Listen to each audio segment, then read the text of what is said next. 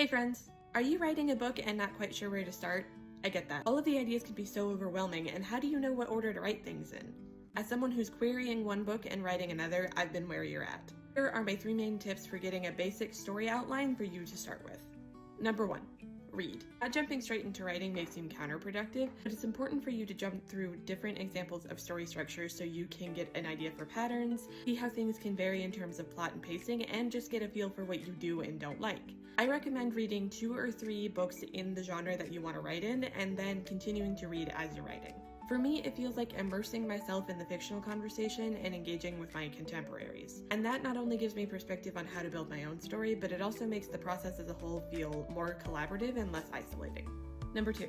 Get all of your ideas down on paper or in a document, and then after that, separate the plot from the world building, from the character development, etc. This step is important to me because to make an outline with all of the story beats, you need to separate the different story elements from the actual plot so that you don't overwhelm yourself.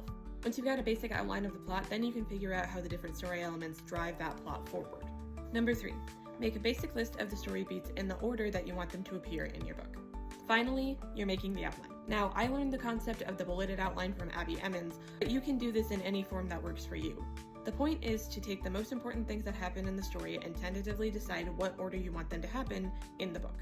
From there, you can do some research on the 3-act story structure to figure out where the different story beats fall within that formula, use that information to figure out how much attention to give to the different events of your book, and fine-tune your outline if necessary. Some of you are going to want to do more prep work before you start writing after this, but for some of you, this could be the only launching pad you need to dive right into the story and let it reveal itself to you.